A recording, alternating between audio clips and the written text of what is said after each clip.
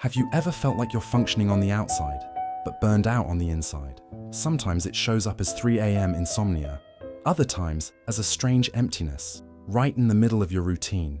But that feeling isn't weakness. It's the most dangerous question the human soul can ask. What's the point of all this? You can try to fill the void with work, distractions, religion, or philosophy, but sooner or later, it comes back. Dostoevsky knew this better than anyone. He didn't just write characters, he wrote you. And among all his creations, one figure is especially uncomfortable. The man from the underground. But he's not just a man, he's a dirty mirror, one that reflects the parts of yourself you'd rather not see.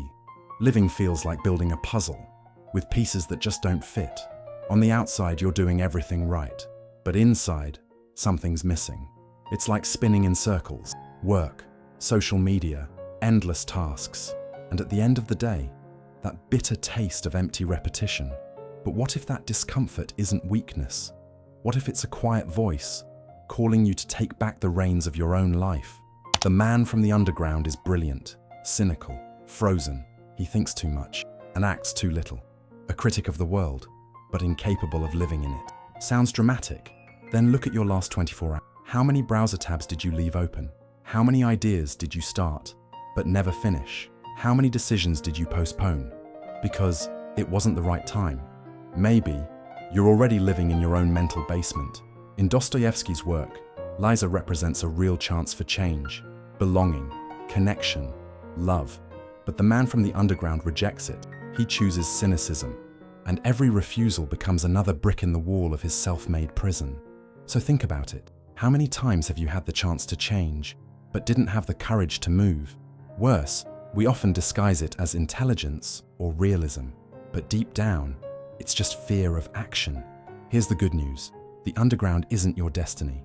It's a choice, and you can leave, but only if you want something more than comfort and excuses. Sometimes, the exit begins with something tiny, taking care of someone, sending that message, finishing a simple project. Self-respect doesn't come from success. It comes from the moral courage to act, even when there's no guarantee it will work. Viktor Frankl survived hell, and still he said, "What destroys a man is not suffering, but the lack of a why." The meaning of life isn't handed to you, it's created in the small choices you make every day. Maybe it's in how you care for your family. Maybe it's in the ritual of making coffee with full presence, because what matters isn't the weight you carry, but how you choose to carry it. The man from the underground leaves us with a warning and a choice. To live without responsibility is a kind of living death, but to live with self-respect is to be reborn every single day. The beauty that saves the world, as Dostoevsky once wrote, isn't out there. It lives in the ones who refuse to stay in the dark. And the final question isn't philosophical, it's urgent. How long will you live underground? Knowing the key has always been in your pocket. Write in the comments. What still keeps me in the underground is... You might be surprised how many people are fighting the same battle as you. And if this video spoke to you, hit subscribe. The next episode will show you how Neville Goddard taught us to turn pain into purpose. Do this to discover your purpose. Neville Goddard.